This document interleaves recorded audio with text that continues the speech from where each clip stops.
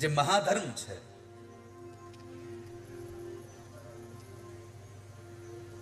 ધર્મ જ નહીં મહાધર્મ, અને હિન્દુમાં પીર થઈને પૂજાણા ભગવાન રામદેવજી મહારાજ,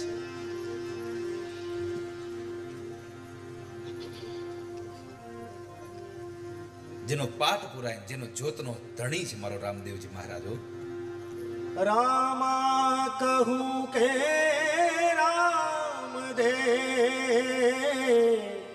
હીરા કહું કિલા, જેને જેને રામા પીર ભેટિયા, સોનર થઈ ગયા ન્યા.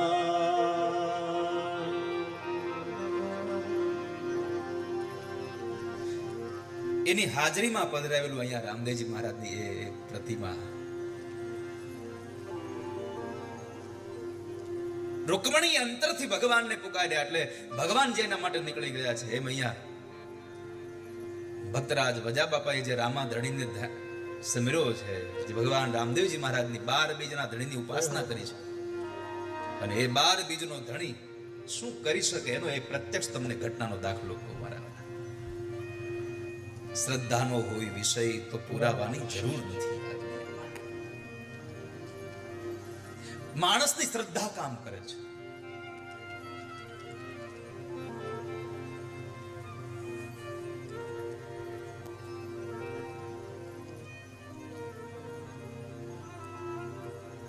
માલદે રૂપાદેનો પ્રસંગ છે.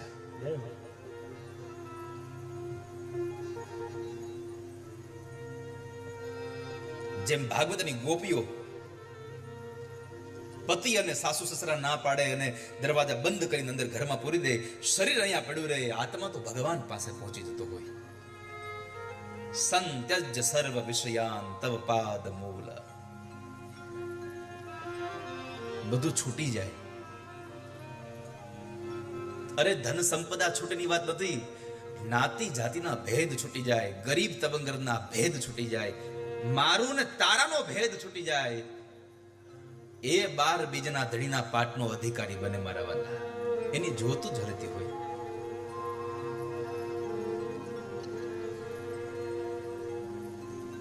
માલદે કરીને એક રાજા હતો, એને 2 રાણીઓ હતી, રૂપાદે અને ચંદ્રાવલી.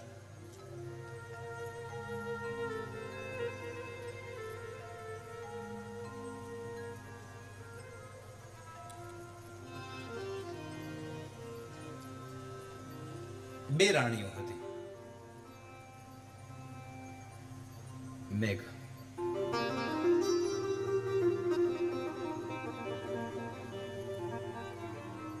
વિલંબિત સાથે.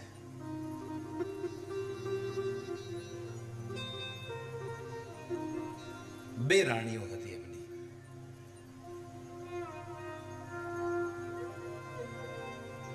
ચંદ્રાવલી મોટી છે અને રૂપાદે નાના છે.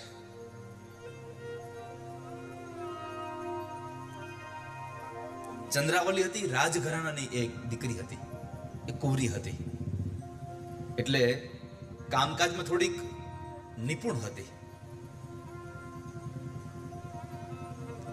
એટલે રૂપાદે એના બેના મહેલ અલગ અલગ હતા રહેવા માટેના.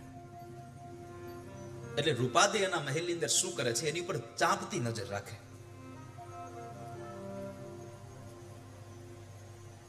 એક વખતના સમયે સવારની અંદર રૂપાદે પોતાના મહેલના ઝરૂખામાં બેઠા છે,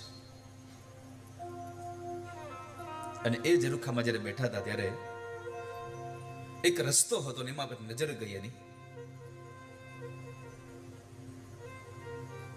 જે દાસી હોય એને એ સમયમાં બાનડી કહેવામાં આવતી.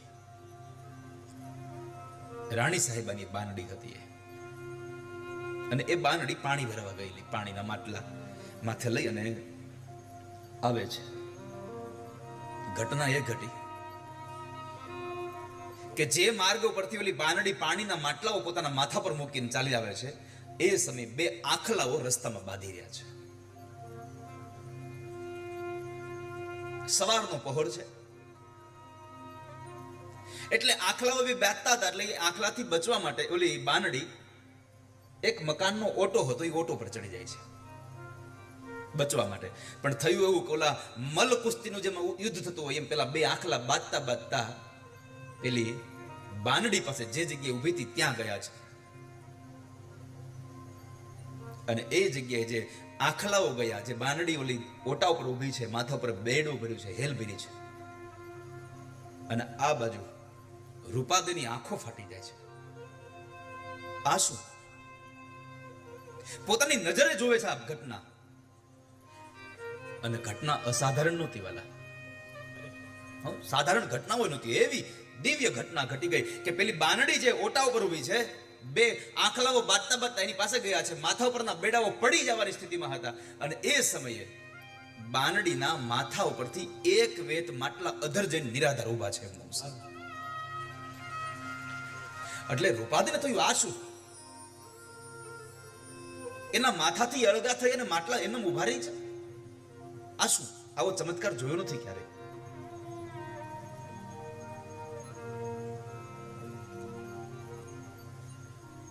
બાનડી આવે છે, બેડું ફરી એના માથા ઉપર આવી ગયું દાસીના.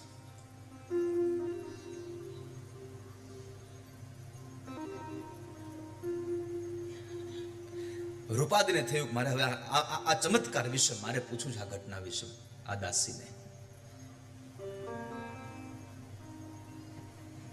જ્યારે બાનડી રૂપાદે પાસે આવે છે ત્યારે એમણે કહ્યું, સવારનો જ થયેલો સમય એ પ્રસંગ હતો, એ ઘટના હતી. એને કહીને કહ્યું કે બાનડી આવું થયું કેમ? વાત સાંભળીને તો બાનડીને એવું થયું કે આવું થતું હશે, પણ પછી થયું કે ના, કદાચ અમારા ગુરુની કૃપા હોય મારા ઉપર. આ કદાચ મારું નહીં, મારા ગુરુની જ કૃપા હશે મારા ઉપર. મારા સમર્થ ગુરુ એને મને ધ્યાનમાં ઊંડી ઉતારી હશે, તો કદાચ આ ઘટના ઘટી હોય. ગુરુ મહારાજની યાદ આવી અને બાનડીની આંખોમાંથી આંસુઓની ધારા વહી ગઈ છે. એટલે રૂપાદેથી ન રહેવાય. એટલે રૂપાદેએ કહ્યું કે દાસી, તારે ન કહેવું હોય તો કાંઈ વાંધો, તું રડીશ નહીં. તારે તારા ચમત્કારની વાત ન કરવી હોય તો કાંઈ વાંધો નથી, મારે નથી જાણવું, પણ તું રડવાનું છોડી દે.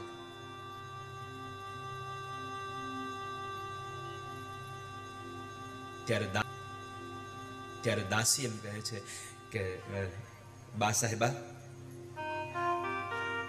મારી આંખમાંથી એ દુઃખના આંસુ નથી, આ મારી આંખ હવે હરખના આંસુડા રડે છે કે મારા ગુરુની અસમ કૃપા મારા ઉપર થઈ.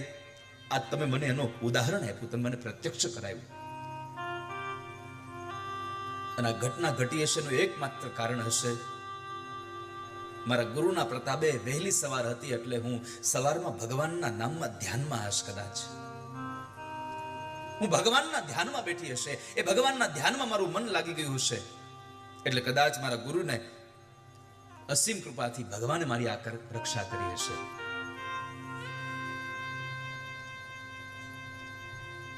મારું ધ્યાન ધર્મમાં હતું, ધર્મમાં હતું એટલું બતાવ્યું. અને એ સમયે રૂપાદે કહ્યું કે બાનડી, તો એક કામ કરને, આ ધર્મ શું છે મને બતાવો ને, મારે ધર્મ સ્વીકારવો છે. બાનડી કહે છે, અરે રાણી સાહેબા શું કહો છો? બા સાહેબા, આ ધર્મ તમે સ્વીકારી શકશો ધર્મ? આને ધર્મ નથી કહેવાતું, આને મહાધર્મ કહેવાય છે. આને મહાધર્મ તરીકે ઓળખો છો. અને આ ધર્મમાં રાણી સાહેબા નાત જાતનો કોઈ ભેદ ન હોય. અમારે તો ગમે ત્યાં પાઠ પુરાય, જ્યાં જ્યોત જલતી હોય ત્યાં અમારે જવાનું હોય, જ્યાં થતું હોય ત્યાં અમારે જવાનું હોય. બધું છોડીને જઈ શકાય ને તો થાય, પણ હવે તમે બા સાહેબા, તમે કઈ રાણીપણું છોડી નહીં શકો આમાં. અરે ક્યારેક તો અમારે ગમે તેની ઘરે પ્રસાદે લેવાનો હોય, તમારથી આ બનશે? અને રૂપાદે કહ્યું કે તારો ઓલો માટલાનો જે ચમત્કાર જોયો છે ને, પછી મારા મનમાં એક ગાંઠ વળી ગઈ છે કે તું બતાવી ધર્મમાં જે કરવું પડે કરવા હું તૈયાર છું, પણ મને એકવાર આ ધર્મનો મને સ્પર્શ કરાવી દે. તું જે કહે કરવા તૈયાર છું, પણ તું જલ્દી મને હવે આ ધર્મ બતા. ધર્મને પાળવા માટે, ધર્મને અધિકાર માટે અધિકારી છે રૂપાલે. પણ છતાં પણ બાનડીએ એક કસોટી કરી છે.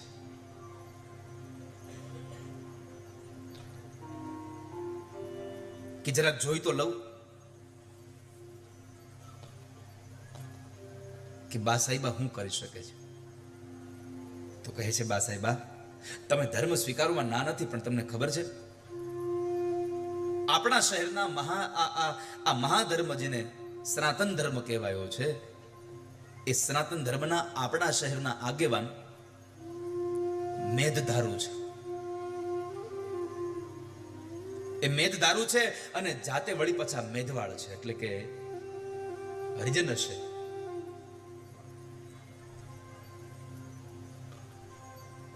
અને આ તો સનાતન ધર્મ છે.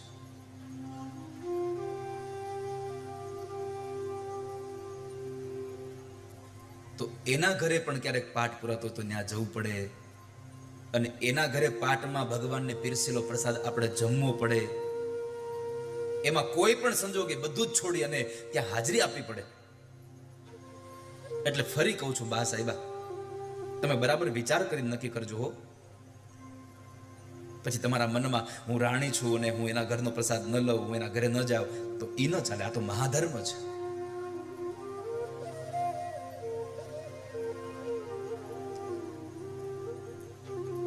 પણ રૂપાદે કહ્યું કે તું જે કે તે કરે, પણ તું એકવાર મને આ મહાધર્મને સ્પર્શ કરાવી દે, મને તારા ગુરુને મેળવી દે. તો કહે છે કે રાહ જુઓ, મારા ગુરુ વધારશે એટલે હું મારા ગુરુ પાસે તમને લઈ જઈશ. અને મારા ગુરુ છે ઉગમસિંહ દાદા, એ અમારા ગુરુ છે, અને હું તમને એની પાસે લઈ જઈશ. એ તમને રહસ્યની વાતો સમજાવશે. બાનડીએ ખાતરી આપી છે કે હું તમને લઈ જઈશ, પણ વારે વારે રૂપાદે કહે છે કે હવે તારા ગુરુ આવ્યા કે નહીં. અને એવામાં બરાબર બીજનો દિવસ આવે છે, અને બીજના દિવસે મેઘધારુને ત્યાં અનેક સંતો ભક્તો આવ્યા છે. ગુરુદેવ ઉગમસિંહ દાદા પણ આવ્યા છે. અને ત્યાં જવાની વાત છે. ગુરુ મહારાજની સ્વાગત થાય છે, એની ચરણની વંદના થઈ છે. ઓલી બાનડી છે એ ગુરુ મહારાજ ઉગમસિંહ દાદાને રૂપાદાની વાત કરે છે. મેઘધારુએ પણ કહ્યું કે ગુરુદેવ મહાન સતી છે હોય, નિજ ધર્મમાં જેનો મન લાગી ગયું છે, હવે મહાધર્મમાં જેની ચાહના થઈ ગઈ છે, આસક્તિ થઈ ગઈ છે. અરે સંત માળાનો ઝળહળતો એક મણકો છે.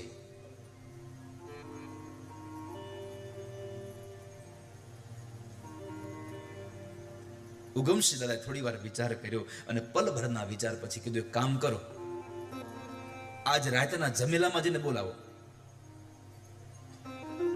રાત્રે પાઠ પૂરવામાં આવે અને પાઠમાં જે જ્યોત પ્રગટાવવામાં આવે એને જમેલો કહે છે. આ મહાધર્મમાં એને એમાં જ બોલાવો. એને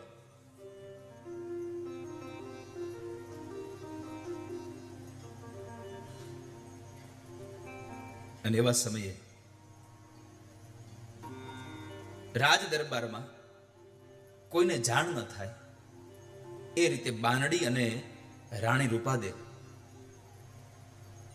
મેઘધારુના ઘેર પાઠ પૂજામાં જવા માટે પહોંચી જાય છે. ગુરુ ઉગમસિંહ દાદાએ એમને ધર્મનો બોધ આપ્યો છે, આશીર્વાદ આપ્યા છે, રવાના કર્યા છે. અને એકવાર ઉગમસિંહ દાદાને મળ્યા પછી, ધર્મનો રહસ્ય જાણ્યા પછી રૂપાદીમાં એટલું જબરજસ્ત પરિવર્તન આવ્યું. એના આંગણામાં તુલસીનો ક્યારો વવાડ્યો. આખો દિવસ ધર્મમાં રહે, આખો દિવસ ભગવાનના ધ્યાનમાં રહે, આખો દિવસ ભગવાનનું ભજન જ કર્યા કરે. રાજાની માલદીની જે બીજી રાણી ચંદ્રાવલી હતી, એને એમ થયું કે આવડી આ રાજાને માનીતી થવા માટે થઈ અને બધા ટૂચકા કરતી લાગે છે, પણ હું એને પહોંચી વળીશ, મૂળમાંથી જ એનો કાંટો કાઢી નાખીશ. એને મૂળમાંથી કાંટો કાઢી નાખો.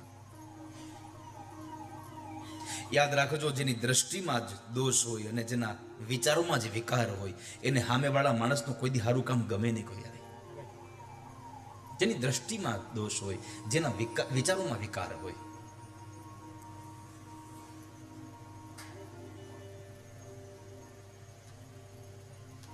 સમય પસાર થાય છે. આ બાજુ રાણી ચંદ્રાવલીના મનમાં હવે પોતાને જ એક કીડો ઉદ્ભવ્યો થયો કે રૂપાદે કદાચ આવું એટલે કરતી છે મારો કાંટો કાઢી નાખવા હાટુ, મને પોતાને જ મારી નાખવા માટે આવું કરતી હશે. હવે ચંદ્રાવલી એક જ વિચાર કરે છે, ગમે તેમ કરીને આને લાગમાં લેવી, ગમે તેમ કરીને હવે આનો કાંટો કાઢવો છે. એટલે ચંદ્રાવલી રાજા માલદેના કાનની અંદર રૂપાદેના વિચારોમાં શંકા કુશંકા નાખ્યા કરે છે, ભેદભાવ નાખ્યા કરે છે, મીઠું ને મરચું ભભરાવ્યા કરે છે.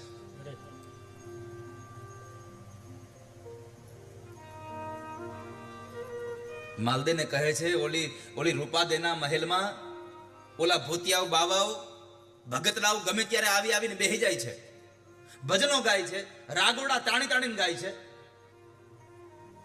આપણા રાજમહેલમાં ચોકો જમાઈને બેહે છે.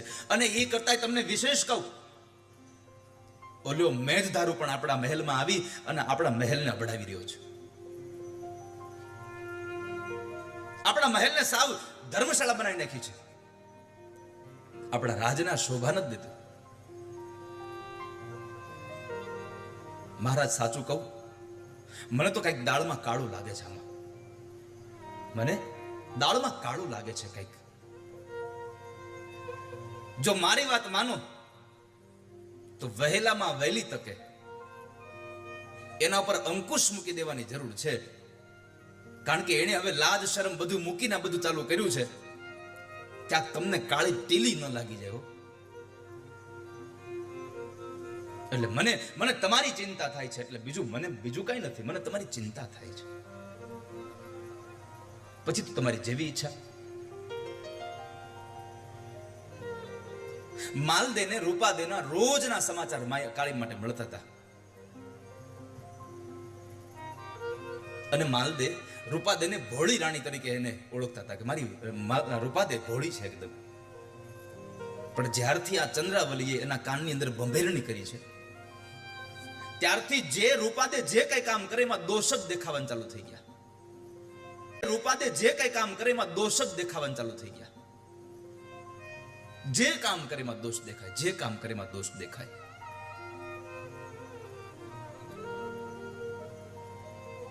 અને એમાં એક વખતના સમયે માલદે હવે રૂપાદેનો જે મહેલ છે એને કડક ચોકો બલગાડી દીધો, સખત એવી ચોકી પેરી કરાવી દીધી. બંદી ખાનામાં જેને પૂર્યા હોય માણસને એવી હાલત રૂપાદેની થઈ જાય છે. અને ખબર પડી ગઈ આ કાર બધું ચંદ્રાવલીનું છે. મારા પતિને મહારાજને મારી શંકામાં નાખીને મારાથી સૌ નારાજ કરી દીધો છે. રાણી રૂપાદે મહેલની બહાર નથી નીકળી શકતા. પણ તમે જુઓ, મારી મૂળ વાત એ કેવી છે કે જેને ભગવાનમાં અપાર ભરોસો છે એના માટે ભગવાન શું કરી શકે છે.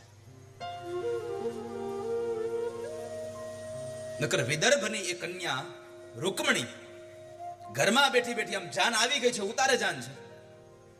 અને એવા સમયે ભગવાનને પત્ર લખે, અને પત્ર લખા સાંભળ્યા પછી ભગવાન એ યથામામ પ્રપદ્યન્તેસ્તામ તથૈવ ભજામ્યહમ, ભગવાન નીકળી જાય.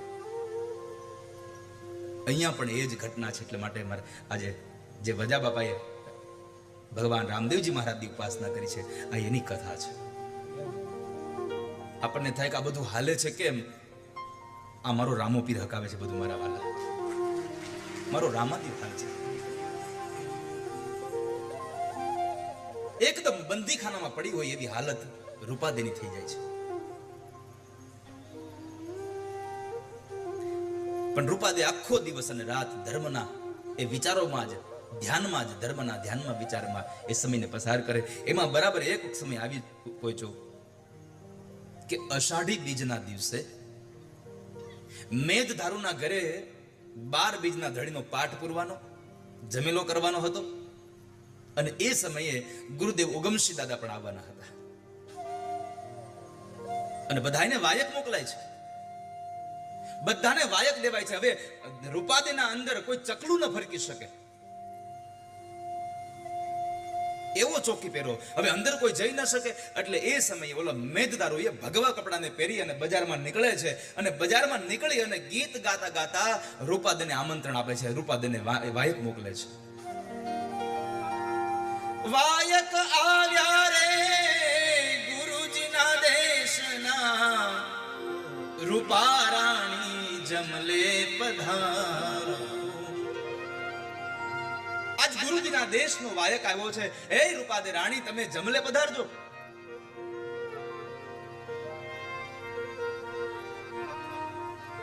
તમને પાટમાં એ પૂજાની અંદર તમને આવવા માટે હું આમંત્રણ દેવા આવી ગયો છું. બધા મંડળો આવી ગયા છે. ઉગમસિંહ દાદાએ આવી ગયા છે. આ બાજુ રાણી રૂપાદે મેઘ ધારુનો જ્યારે શબ્દ સાંભળ્યો કે ગુરુદેવ ઉગમસિંહ દાદા આવ્યા છે, બધી સંત ભજનની મંડળી આવી ગઈ છે, ભક્તરાજો આવી ગયા છે, અને હવે કરું શું? મારે તો કડક ચોકી પહેરો છે. હું આ ચોકી પહેરમાંથી નીકળું કઈ રીતે? મારે જાવું કેમ અહીંયાથી? ધીમે ધીમે સમય પસાર થવા લાગ્યો. સાંજ પડી, સાંજનો સમય પસાર થઈને રાત્રિનો સમય ચાલુ થઈ ગયો હોય તો, અને આ બાજુ રૂપાદેની મૂંઝવણ વધતી જાય છે. શરીર અહીંયા મહેલમાં છે અને આત્મા મેઘધારુના ઘરે પહોંચી ગયો છે. ગુરુદેવ ઉગમસિંહ દાદાના ચરણોમાં પહોંચી ગયો છે. ભક્તોની મંડળીમાં પહોંચી ગયો છે કે ત્યાં શું લોકો ભજન કરતા હશે.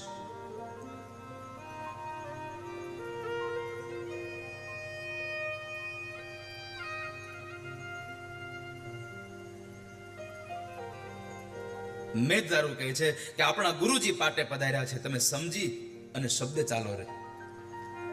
અને પહેલાના સમયમાં સમજણ બહુ હતી વાલા. પહેલાના સમયમાં સમજણ બહુ હતી.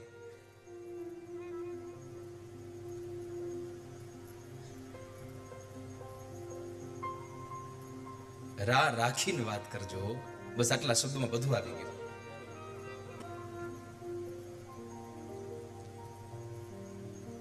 એક કાગળ લીખો ને મેં લખ્યું રા રાખીને વાત કરજો.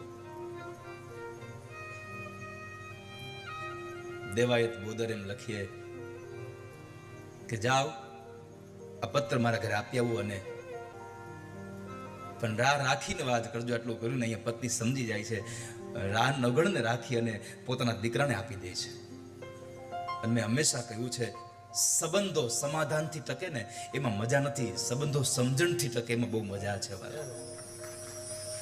સમજણ હોવી જોઈએ.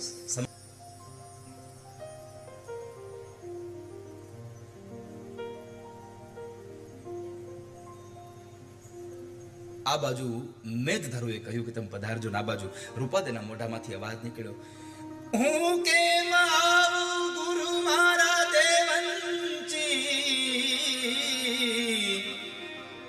સુતો માલ દે જાગેજી.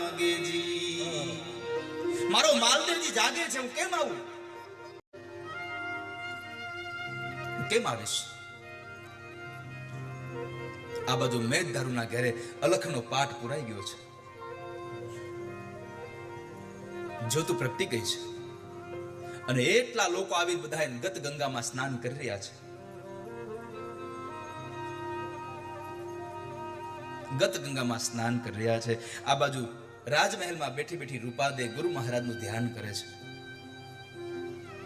અને પછી નક્કી કર્યું, લાવ ગમે તેમ કરીને જાવું તો છે. અને પોતાના ઓરડાની અંદર ગયા છે. અને પોતાના ઓરડાની અંદરથી એને 1.25 લાખ રૂપિયાની ઓઢણી કાઢીને માથે ઓઢણી વળી છે. નાકની અંદર 1 કરોડ રૂપિયાનો હીરો પહેર્યો છે. એને નથડી પહેરી, હાથમાં કંગન પહેર્યા, 16 શણગાર સજ્યો, અને થાળ ભર્યો સજ મોતીડેથી. હાચા મોતીનો થાળ ભર્યો ભગવાન રામદેવજી મહારાજના પાઠને વધાવવા માટે. માથે વસ્ત્રને ઢાંકી દીધું, રેશમી કપડાને ઢાંક્યું છે. અને ચાલતા થાય એટલું નહીં, મોજડી પહેરી રે મોતીડે મઢી, પગલા જા કમજોડ થાય રે. મોતીડેથી મઢેલી એ મોજડીઓને પગમાં નાખી અને હાલતા થાય છે. પટારામાંથી 1.25 લાખની ઓઢણી કાઢીને કપાળમાં ટીલડી લગાવી, હાચા મોતીનો થાળ ભર્યો, પગમાં મોજડી પહેરી અને ચાલતા થાય છે. અને આખી દુનિયાની જેને નિંદ્રા ભેગી કરી અને આ શહેરના લોકોને ઓઢાડી દીધી હોય. પણ જ્યારે આમ ચાલતા થયા ને તો એક ચમત્કાર થયો છે. ચમત્કાર એ થયો કે રાણી રૂપાદે ચાલતા થયા અને એ સમયે રાણી રૂપાદેના પથારાની અંદર એનો પલંગ છે, એ પલંગની અંદર 5 ફૂટનો વાસુકી નાગ આવીને આમ સૂતો છે, જાણે રૂપાદે સૂતી હોય. આંખમાંથી દડ અશ્રુની ધારા થઈ ગઈ કે મારો ઠાકોરજી મારી વારે આવ્યો છે, મારો હરિ મારી વારે આવ્યો છે. પ્રણામ કર્યા છે અને પોતાને ઓઢવાની જે ચાદર હતી એ વાસુકી નાગને ઓઢાડી દે છે. વાસુકી નાગને ઓઢાડી દે છે અને રૂપાદેના મનમાં એક જ વિચાર આવ્યો કે વાસુકી નાગ મારા પલંગની રક્ષા નહીં, મારી રક્ષા કરવા માટે આવ્યો છે. કારણ કે હું અહીંયાથી જાઉં અને કદાચ મારી પાછળથી કોઈ કાવતરું કરી અને ન કરવાનું કાવતરું કરીને માલદેના મનની અંદર શંકા નાખે તો માલદે મને મારી નાખે, મને કાપી નાખે. પણ મારા જીવને ક્યારેય કોઈ કલંક ન લાગે એટલે મારો ભગવાન, મારો ઠાકોરજી મારી વારે આવ્યો છે. વાસુકી નાગને પગે લાગી અને રૂપાદે નીકળે છે. મહેલના દરવાજે આવીને જુએ છે તો દરવાજાને તોતિંગ તાળા માર્યા છે, મોટા મોટા તોતિંગ તાળાઓ માર્યા છે. જેસલમેરના તાળાઓ તે સમય બહુ વખણાતા. જેસલમેરના તાળા માર્યા મોટા મોટા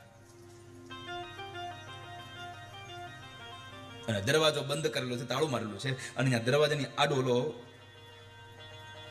પ્રોળિયો હોતો છે, એટલે કે રક્ષણ કરનારો સેવકને વચમાં હોતો છે, એને એ સમયમાં પ્રોળિયા કહેતા. એ પ્રોળિયો સૂતો છે. પ્રોળિયાને કીધું, એ મારા વીરા, તું સૂતો છો, થોડીક વાર જાગી જા ને. એ